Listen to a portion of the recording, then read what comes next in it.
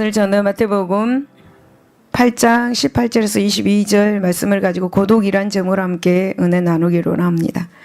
여러분, 고독, 외로움 어떻게 생각하십니까? 여러분 삶 가운데 고독하십니까? 외롭습니까?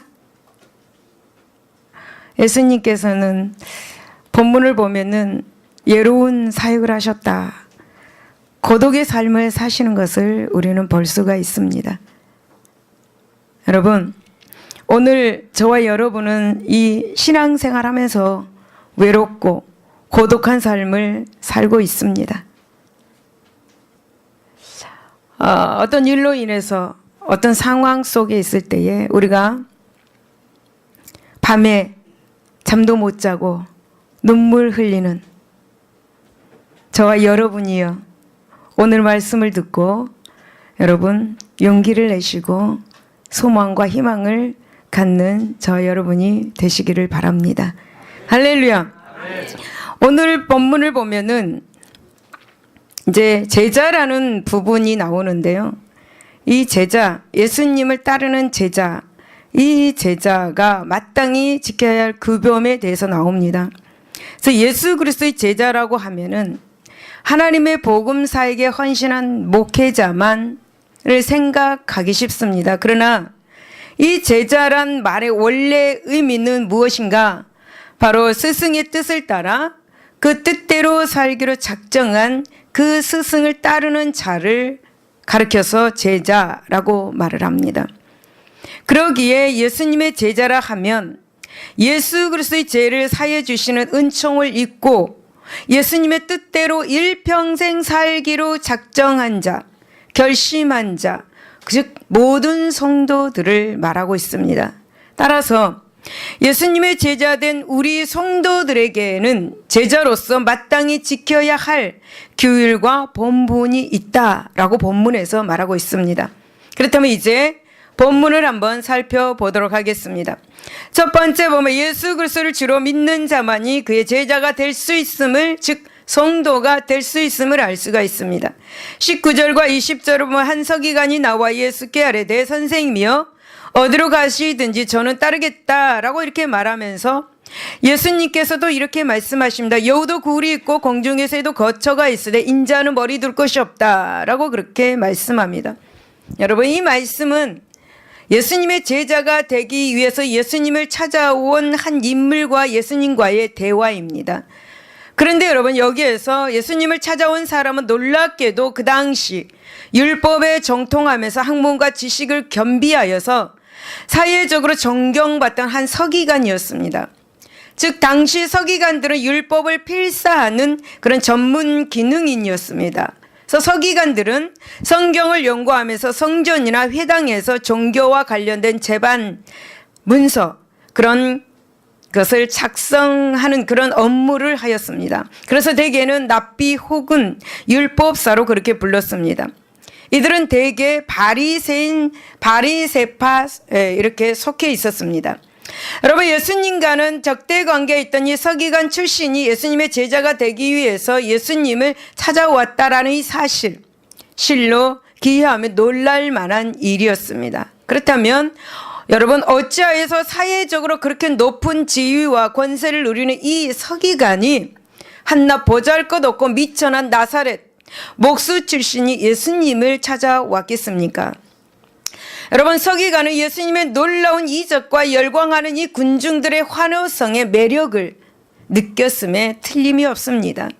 그리고 이 서기관은 이런 인기 절정의 예수님과 친분 관계를 갖고 예수님의 제자가 된다면 자신 역시 예수님의 못지않는 명성을 얻을 것이로 이렇게 생각을 했을지도 모릅니다. 여러분, 예수님은 이런 마음을 가진 이 서기관의 마음을 알았습니다. 그래서 예수님은 서기관의 질문에 긍정도 부정도 하지 않고 다만 당신의 고난에 대해서만 말씀을 하셨습니다. 예수님은 이렇게 말씀하신 것은 사실상 서기관의 그런 자청을 거부하셨다라는 것입니다. 여러분, 서기관은 당시 종교 지도 계층에 속한 엘리트였습니다. 이들은 마태복음 23장 1절에서 7절을 보면은 백성 위에 군림하면서 율법과 종교 전통을 가르치면서 명예와 부를 누리는 사람들입니다. 여러분, 우리 사회에서 만약에 이런 계층의 사람이 교회에 와서 등록을 한다면 교회에서는 어떤 반응을 하겠습니까? 어떤 반응하겠습니까? 대환영할 것이겠죠? 그러나 여러분, 주님은 그의 제자로 받아들이지 않았습니다. 여러분, 예수님은 자신을 따르면 머리 둘 곳도 보금자리도 없게 되는 신세가 될 것이다 라고 그렇게 오히려 말씀하셨습니다. 여러분, 예수님께서 당신을 따르겠다고 자청한 사람에게 오직 고난과 그리고 외로움만 얻게 될 것이다 라고 그렇게 말씀을 하셨습니다. 여러분, 마태복음 10장에 보면 예수님께서는 제자들에게 이렇게 말씀하셨습니다. 고난과 핍박과 더불어서 하늘의 영광과 존귀와 권세도 함께 누리게 될 것을 약속을 해 주셨습니다. 그런데 지금 이 예수님께서 당신을 따르겠다고 자청한 이 사람에게 오직 고난과 외로움만 얻게 되리라고 말씀하신 이 내용이 여기밖에 없습니다. 여러분, 사랑하는 여러분, 그렇다면 예수님께서 그 서기관의 자청을 거절하신 이유가 과연 무엇인가? 여러분, 바로 서기관의 신앙에 큰 결점이 있었기 때문입니다. 무엇입니까? 서기관은 예수님을 주님이라 하지 않고 선생님이라고 그렇게 불렀습니다. 선생님. 여러분, 주님을 선생님으로 여긴 것입니다. 서기관은 예수님을 하나님의 아들로 믿지 않고 자기보다 학식이 많은, 자기보다 학식이 높은 스승으로 섬기고자 한 것입니다. 여러분, 선생님으로 번역된 히브리 말은 랍비입니다. 유대인은 율법의 대가나 스승을 선생님, 즉 랍비라고 그렇게 부릅니다. 여러분, 예수님은 당신을 선생님으로 인식하고 따르는 자들을 외면하시는 분임을 저와 여러분은 명심해야 될 줄로 믿습니다. 여러분, 요즘에도 예수님을 사랑의 교사, 그리고 영원한 윤리의 스승이라고 칭하는 이들이 많이 있습니다. 예수님을 믿는다고 하면서도 그분이 바로 하나님이심을 믿지 않고 그저 삶의 이대한 교사, 그리고 모범가로 인식하고 있습니다. 여러분, 혹 우리 중에 하나님을 선생님이라고 생각하는 사람이 혹 있습니까? 여러분, 이런 사람들은 예수님과는 아무 관계도 아닌 것입니다. 사랑하는 여러분, 그렇다면 예수님께서 제자로 받으시는 사람은 어떤 사람들이겠는가? 그것은 바로 예수 그리스도를 주로 믿는 사람들입니다. 나의 주, 나의 하나님. 네, 주로 믿는 사람들입니다. 로마서 10장 9절에 보면 내가 만일 내 입으로 예수를 주로 시인하며 또 하나님께서 그를 죽은 자 가운데서 살리실 것을 내 마음에 믿으면 구원을 얻으리라 라고 그렇게 말씀합니다. 여러분, 주라는 말은 고대에서 왕을 부르는 칭호입니다. 그러니까 예수님을 주로 신한 사람은 예수님과 관계가 있다. 예수님은 만왕의 왕으로 신한 사람은 하나님과 예수님과 관계가 있다라는 것입니다. 그러므로 여러분, 예수님은 당신을 왕으로 그리고 절대적 하나님으로 믿는 자들만 당신의 제자와 당신의 백성으로 받아주신다는 사실을 우리는 기억해야 될 줄로 믿습니다. 사랑하는 여러분, 그렇다면 우리는 예수님을 주로 믿는 성도인가? 아니면 예수님을 구경하는 관객인가? 여러분, 예수님은 관객과 성도를 분리하십니다. 여러분, 18절을 보면 예수께서 무리가 자기를 에워싸는 것을 보시고 제자들에게 갈릴리 호수 건너편으로 가기를 명하셨다라고 말씀합니다. 그렇습니다, 여러분. 예수님은 아무리 당신을 따르는 무리들이 많을지라도 그들을 다 당신 나라의 백성으로 인정치 않으신다는 사실을 본문에서 지금 말씀하고 있습니다. 여러분, 예수님은 반드시 조건을 제시하심으로 관객들과 성도들을 분리하시는 분이다. 에스겔서 34장 17절을 보면은 나의 양떼 너희여 내가 양과 양 사이와 순양과 순염소 사이에서 심판하신다라고 말씀합니다. 성도와 관객으로 분리하신다라는 말씀입니다. 여러분, 관객들과 성도를 분리하시는 그 방법과 그 조건은 바로 건너편으로 가라라는 것입니다. 건너편으로 가라. 이 건너편으로 가라는 것은 어떤 특정한 장소로부터 떠나라라는 것입니다. 그러니까 이 땅의 세상 세속에서 떠나서 하나님의 나라로 옮겨가라라는 것입니다. 그래서 여러분, 건너편은 바로 이 현세가 아니라 이 세상이 아니라 영원한 하나님 나라를 가리키고 있습니다. 그래서 하나님은 당신과 함께 천국의 길로 가는 사람들을 백성들로 가려내신다라는 것입니다. 여러분, 예수님 마태복음 7장 13절에서 14절을 보면은 좁은 문과 좁은 길로 가기를 순종하는 사람들을 당신의 백성들로 인정하신다라고 말씀합니다. 여러분, 예수님은 요한복음 6장에서 갈릴리 호수 반대편까지 따라온 군중들에게 이렇게 말씀하셨습니다. 여러분, 군중들은 표적과 기사를 보기 위해서 몰려든 자들도 많았고 현세, 그러니까 세상의 떡을 바라고 쫓는 사람들이 태반이었습니다. 그래서 예수님은 그런 자들에게 요한복음 6장 27절에 이렇게 말씀합니다. 썩을 양식을 위하여 일하지 말고 영생하도록 있는 양식을 위하여 하라고 조건을 제시합니다.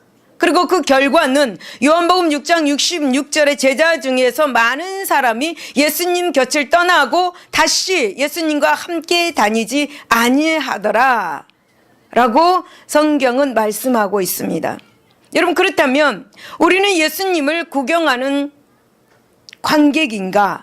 아니면 그분의 진정한 백성들인가? 여러분, 세상 말고 천국을 사모하라고 하신 예수님의 명령에 순종하고 계십니까? 아니면 이곳이 좋사오니 라고 하면서 이 땅의 허영과 즐거움을 따르고 살아가고 계십니까? 사랑하는 여러분, 저와 여러분은 자신을 항상 관찰하여서 자신이 관객 입장으로 예수님을 따르는지 아니면 참 백성인지를 점검해 보아야 할 것입니다. 할렐루야. 두 번째, 우리는 예수 그리스도의 고독을 느낄 수 있어야 합니다. 20절을 보십시오. 우리는 예수님의 고백 속에서 구세주로서의 그분의 깊은 고독을 찾아볼 수 있습니다. 여러분, 예수님은 여우도 굴이 있고 공중의 새도 거처가 있으되 인자는 머리 둘 곳이 없다 라고 하는 이 고백, 주로서의 고독의 고백입니다. 나는 외로운 사람이다, 나는 고독한 사람이다 라고 말하는 것입니다.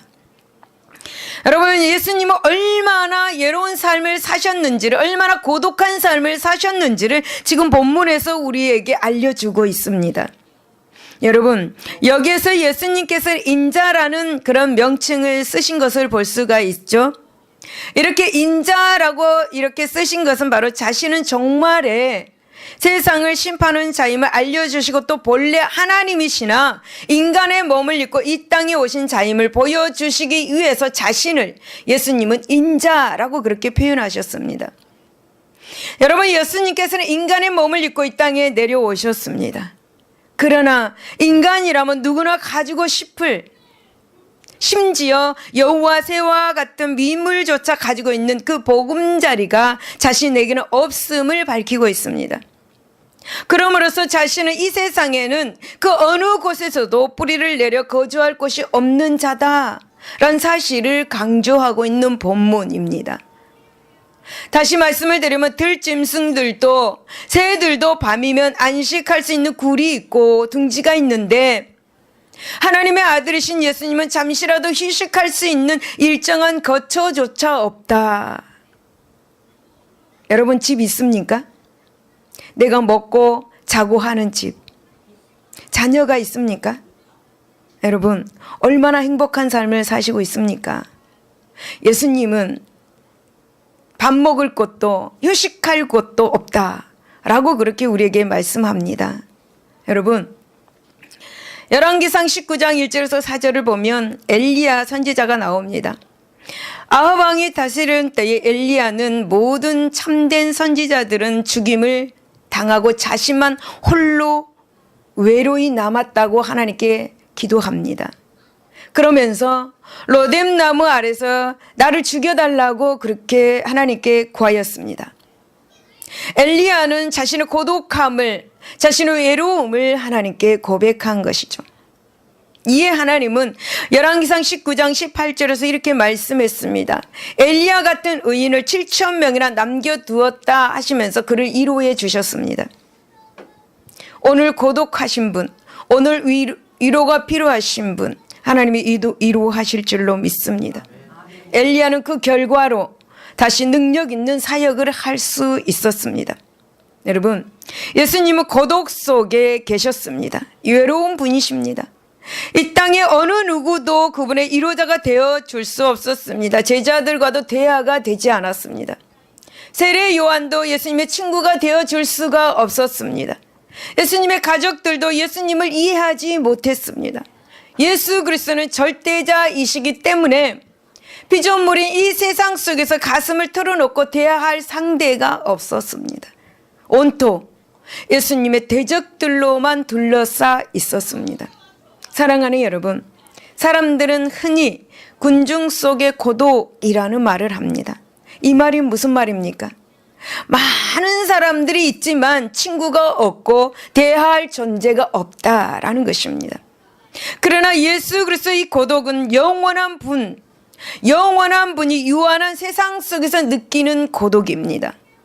창조주 하나님으로서 피조된 인간들 속에서 느끼는 절대 고독입니다. 그야말로 세계 속의 고독. 여러분, 그런데 이런 고독을 우리 성도들도 좀 느낄 수 있었으면 좋겠습니다. 바쁘니까 고독할 시간은 없습니다. 그런데 아무리 바빠도 신앙생활 할 때 고독이 있고 외로움이 있더라고요. 여러분, 우리는 그분과 함께 성령 안에 있기 때문에 연합된 존재이기 때문에 예수 그리스도의 고독을 느껴야 합니다. 신앙생활 하는데 고독을 느껴야 합니다. 그러기에 여러분, 그분이 가신 길을 따르는 성도들이라면 그분의 고독도 우리는 느껴야 될 줄로 믿습니다. 사랑하는 여러분, 사도 바울은 빌립보서 1장 21절에서 23절에서 빨리 이 세상을 떠나고 싶다고 하나님께 고백합니다. 예수님과 함께하는 것이 소원이라고 고백합니다. 그러나 바울은 이렇게 또 고백합니다. 복음 선교 사명과 성도들 돌보는 의무 때문에 이 땅에서 산다고라고 그렇게 고백했습니다. 여러분, 바울 역시 고독을 곱씹으면서 사명을 감당하였습니다. 다윗 어떻습니까? 시편 102편 7절에서 8절 보면 내가 밤을 새우니 지붕 위에 외로운 참새 같다. 지붕 위에 있는 외로운 참새 같다. 내 원수들이 종을 나를 비방하며 내게 대항하여 미칠 듯이 날뛰는 자들이 나를 가리켜 맹세한다. 나를 죽이겠다고 맹세한다. 라고 그렇게 고백합니다. 참으로 여러분, 다윗의 고백은 말로 다 할 수 없는 그런 고백 아닙니까? 여러분, 다윗은 고난 중에서 지붕 위에 있는 외로이 있는 참새 같다. 네. 여러분, 전깃줄에 혼자 앉아서 지지배배하고 있는 새 보십시오. 얼마나 외로워 보입니까? 저 새가 나다라고 그렇게 고백한 사람들도 있을 수도 있습니다. 여러분, 다윗은 고난으로 밤마다 베개를 눈물로 적시는 그런 고독의 삶을 살았습니다. 여러분, 하나님께서 그를 위로해 주셨습니다. 그래서 오직 하나님만을 의지하는 다윗, 그분밖에 없다라는 삶의 그 고백을 우리는 보게 되지요. 사랑하는 여러분, 믿음의 생활하면서 고독을 느껴본 적이 있습니까? 하나님의 자녀로서 영적인 고독에 곱씹어 본 적이 있으십니까? 사랑하는 가족일지라도, 친구일지라도 나의 고독을 이해해 주었습니까? 그야말로 이 땅에서는 영원히 안식할 처소도 마음을 놓을 데도 없다는 사실을 절감해 보셨습니까? 사랑하는 성도 여러분, 진정한 성도라면 예수 그리스도 안에서 영적인 고독감을 느끼며 삶을 사시기를 바랍니다. 여러분, 20절을 보면 예수님께서는 여우도 굴이 없고 공중에서도 거처가 있으되 인자는 머리 둘 것이 없다라고 그렇게 말씀하셨습니다. 여러분, 이 말씀은 선생님이 어디로 가든지 저는 따르겠다고 한 서기관의 말에 대한 답변으로 주신 말씀입니다. 여러분, 당시 예수님을 따랐던 많은 사람들과 마찬가지로 19절의 서기관 역시 예수 그리스도를 주가 아닌 선생으로만 생각하였습니다. 그리고 예수님께서 권능으로 놀라운 그 기적을 행하신 것을 보고 예수님을 쫓는 길이 좋은 길이다 라고 생각한 것 같습니다. 이에 예수님은 본문의 말씀을 주셨습니다. 예수님은 나를 따르는 길이 고난의 길임을 말씀하시면서 서기관의 청을 완곡하게 거절하신 것입니다. 여러분, 무슨 말씀입니까? 예수님의 공생애가 인간의 부귀영화는 무관하다, 고독하고 외로운 삶임을 말씀하고 있는 것입니다. 여러분, 예수님은 사역을 하시면서 유대인과 사마리아 사람들에게 배척을 당했습니다. 예수님의 고향에서도 예수님이 목수의 아들이라고 무시하고 배척을 당했습니다. 십자가에서도 철저하게 하나님으로부터 예민을 당했습니다. 여러분, 우리 예수님의 삶을 참으로 배척당하고 외면당하는 그야말로 황량한 벌판에 애롭게 선 전도자의 모습, 바로 그것이었습니다. 예수님의 이 제자의 길은 화려하고 영화롭지 않습니다. 십자가의 길입니다. 고난의 길입니다. 수욕의 길입니다. 외로운 길입니다. 고독의 길입니다. 여러분, 그렇습니다. 여러분, 예수님을 따르는 사람은 대가를 치러야 합니다. 여러분, 우리가 예수를 믿으면 복을 받습니다. 하지만 우리가 여기서 분명히 알아야 할 사실은 예수님을 따르면 하나님의 원하시는 복을 받게 되는 것이지 내 욕심, 내 인간적인 복을 받는 것이 아니라는 사실입니다. 하나님께서 원하시는 복을 우리는 받는 것입니다. 여러분, 예수님을 믿고 따르는 사람에게는 예수님께서 그랬던 것처럼 고난이 따릅니다. 왜냐하면 그것은 우리가 사는 이 세상은 사단이 공중권세를 잡고 있기 때문이죠. 그래서 예수님은 마태복음 16장 24절에 이렇게 말씀하면 누구든지 나를 따라오려거든 자기를 부인하고 자기 십자가를 지고 나를 따를 것이라 라고 그렇게 말씀하셨습니다. 자기 십자가를 지는 일은 참으로 외로운 길입니다. 자기 십자가를 지는 것은 참으로 고독한 것입니다. 그러므로 우리는 단지 세속적인 복을 받고자 예수를 믿어서는 안 될 것입니다. 여러분, 복 자체는 예수를 믿는 과정에서 오는 하나님의 은혜일 뿐입니다. 여러분, 오늘 한국 교회의 큰 문제점 중에 하나는 무엇인지 아십니까? 여러분, 그것은 십자가의 과정은 저희한테 그냥 쉽게 복을 받으려 한다는 데 있습니다. 여러분, 예수님은 이러한 신앙을 가진 자들을 서기관을 거절하신 것처럼 거절하실 것입니다. 그러므로 사랑하는 여러분, 이러한 인간적인 욕망으로 교회를 다니고 예수님을 따르는 사람이 있다면 오늘 신앙을 다시 한번 점검할 수 있기를 바랍니다. 여러분, 예수님으로 인한 신앙을 거치지 않고 복만 받으려는 사람은 복을 받지 못합니다. 여러분, 세상적인 복이 먼저가 아니라 영적 하나님의 복이 먼저가 되어야 합니다. 그리할 때에 우리는 땅의 복을 받을 수가 있습니다. 그리할 때에 땅의 복이 저절로 우리를 따라오는 것입니다.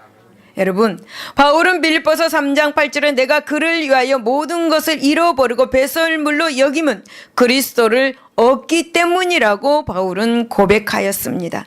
사랑하는 성도 여러분, 예수 그리스도를 따르는 길은 협착한 길이며 고독의 길이며 천국으로 들어가는 길은 좁은 길임을 명심할 수 있기를 바랍니다. 세 번째는 예수 그리스도는 우리의 장래를 아시고 바른 길로 인도해 주십니다. 21절 22절을 보면 제자 중에 또 한 사람이 이르되 주여 내가 먼저 가서 내 아버지를 장사하게 허락하옵소서. 예수께서 이르시되 죽은 자들을 그들의 죽은 자들을 장사하게 하고 너는 나를 따르라 라고 그렇게 말씀합니다. 여러분, 본문은 19절, 20절과는 반대의 내용을 말씀하고 있습니다. 즉, 예수님께서는 자원하여 제자가 되겠노라고 간청한 서기관은 물리치셨습니다. 그런데 반면에 본절에서는 지금 어떤 제자에게 부친의 장사도 참여하지 말고 당신을 따르라고 강권하고 계십니다. 여러분, 어떤 사람들은 이 구절을 보고 예수님은 독선적인 분, 또 반윤리적인 의식을 가지신 분이다 라고 그렇게 말을 합니다. 그러나 여러분, 예수님께서 그 제자로 하여금 부친의 장례식에 참석하지 못하게 하신 분명한 이유가 있었습니다. 그 이유가 무엇일까요? 그것은 바로 예수님은 그의 미래를 알고 있었기 때문입니다. 여러분, 다시 말씀을 드리면 그가 만일 부친의 장례식에 참석하면 그의 신앙과 사명이 죽는 일이 생기게 될 것을 전지전능하신 예수님께서는 보셨던 것입니다. 여러분, 유대인들의 장례식은 우리나라와 비슷합니다. 유대인들의 장례식은 마태복음 9장 23절은 피리도 붑니다. 그 기간도 길고 굉장히 요란스럽습니다. 그 긴 장례 기간에 예수님을 믿지 않는 친족들에 의해서, 그 유혹에 의해서 넘어갈 가능성이 많았다. 야, 너는 죽은 너희 아버지도 살려내지 못하는 자가 무슨 예수를 믿느냐? 친척들이 이런 말을 하면 그 신앙이 흔들릴 수도 있었을 것이다. 또 누가복음 12장 13절에 부친의 유산 문제로 형제들과 다투다가 예수님 따르는 일을 포기할 수도 있었을 것이다. 왜? 그 모친이 이제 아버지께서 돌아가셨으니까 네가 이 가정의 가장이 되어서 책임져야 되지 않겠느냐? 라고 사정한다면 눌러 앉을 수도 있었을 것이다. 여러분, 예수님은 우리 앞길도 구체적으로 아시는 전지전능하신 하나님이시죠. 우리 생각, 우리의 마음 깊은 곳까지 아시는 분, 그리고 우리의 장점과 단점도 너무나 잘 아시는 분입니다. 그리하여서 그 제자의 마음과 그 앞길을 아셨기에 죽은 자로 하여금 죽은 자를 장사하게 하라고 하시면서 장례식에 참여하는 것을 만류하신 것입니다. 이해가 되십니까? 여러분, 여기서 죽은 자란 바로 영적으로 죽은 자, 곧 신앙이 없는 자를 말합니다. 다시 말씀을 드리면 세상에서 영적으로 죽은 자들, 즉 불신자도 쉽게 할 수 있는 일이 있다. 그러기에 너는 영적으로 살아있는 자, 즉 성도만이 할 수 있는 일이 무엇인지를 생각하라. 그리고 가서 그 일을 하라라는 것입니다. 여러분, 세속에 연염 없는 자들은 죽은 자와 같습니다. 그 제자가 죽은 자들에게 가면 신앙도 죽은 일이 생기기에 예수님은 그 제자를 못 가게 하신 것입니다. 따라서 예수님은 제자의 장례식에 참여하는 요청에 대해서 거절하신 것입니다. 여러분, 제자에게 즉 성도가 추구해야 할 가장 우선적인 일이 무엇인지를 비유적으로 잘 가르쳐주는 말씀. 여러분, 우리에게도 비슷한 일이 많이 있을 것입니다. 꼭 가야만 하는 곳에 나는 가기를 원하지만 가지 못하도록 주께서 역사하시는 것, 체험을 한 분들도 있을 것입니다. 내가 저쪽으로 가야 되는데 그쪽에 가지 못하게 막는 일, 무슨 일을 일으켜서 막는 일들, 내가 원하는 것과 다른 길로 인도하시는 경험을 한 분도 계실 것입니다. 그러나 그 결과는 어떻습니까? 당시 과정 중에는 몰랐었고 또 원망도 했었을 것입니다. 그러나 지금 생각해 보면은 하나님의 판단이 옳았음을 우리는 정감하실 것입니다.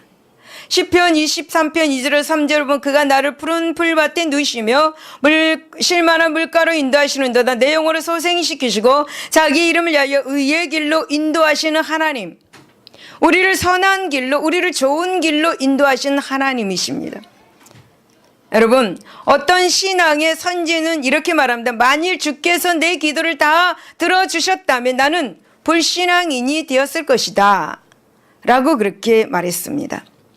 여러분 시편 139편 1에서 3절 주께서 내가 앉고 일었음을 아시고 멀리서도 나의 생각을 밝게 아시오며 나의 모든 길과 내가 눕는 것을 살펴보셨으므로 나의 모든 행위를 익히 아시는 하나님이시다.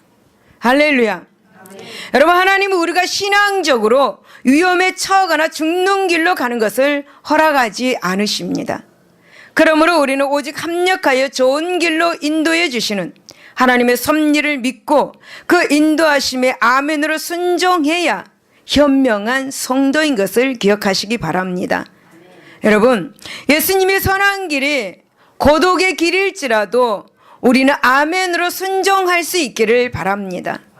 여러분 하나님께서 나의 원대로 또 일시적으로 가족들에게 지탄받는 길로 인도해 주실지라도 감사하면서 따르는 그런 지혜로운 성도들이 되시기를 바랍니다.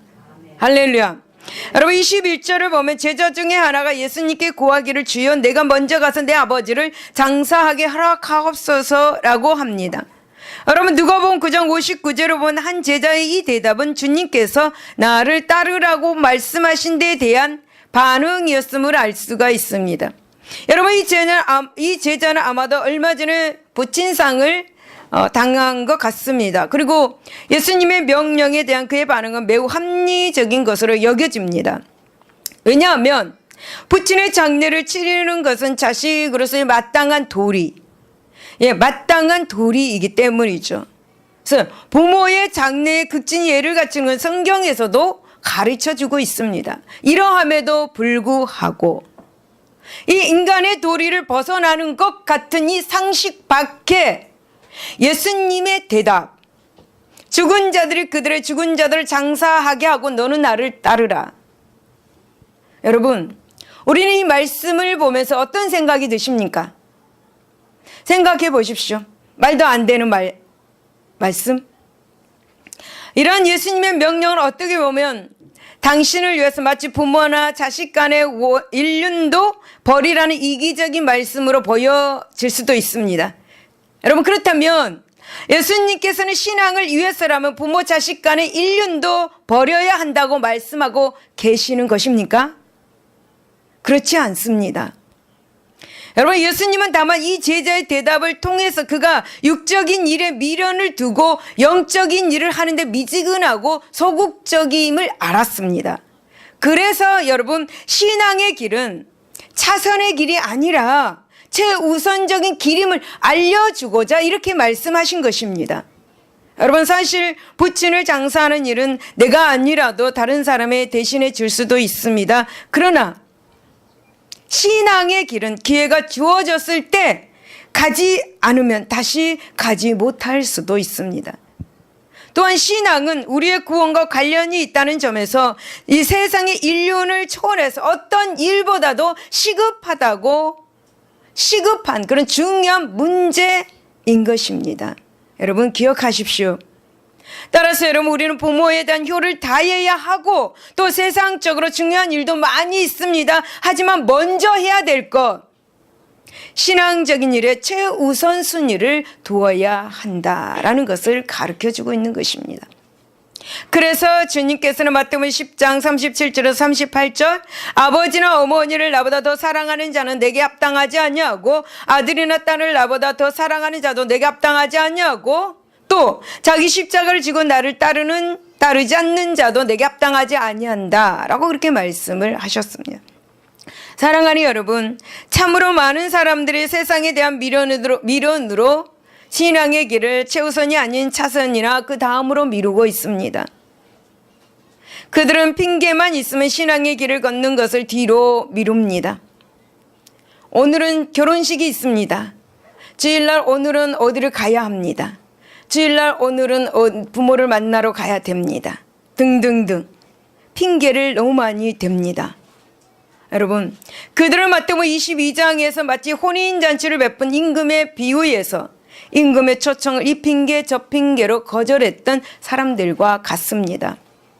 그들은 오늘도 바빠서 좀 더 나중에 봉사하겠습니다. 좀 더 나중에 나는 자격이 안 됩니다. 좀 더 나중에 이런 말을 하면서 신앙의 길을 가는 것을 뒤로 미룰 것입니다. 그러나 여러분, 이러한 사람이 맞이하게 되는 결국은 무엇입니까?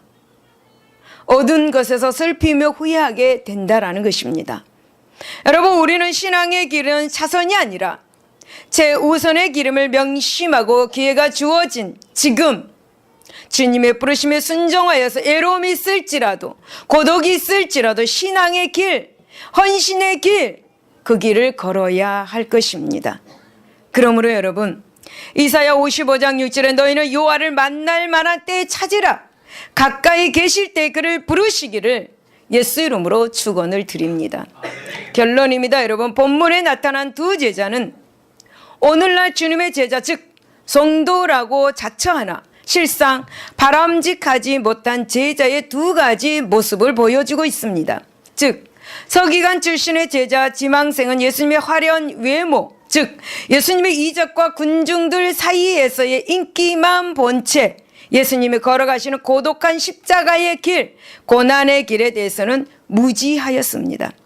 또한 다른 한 제자는 말로써 주님을 쫓는다 하면서 주님의 일보다는 온갖 세상 일로 인해 주님의 일에 미지근하고 소홀한 태도를 가진 자였습니다. 마찬가지로 우리 성도들 가운데도 이런 두 부류의 제자들이 존재하고 있습니다.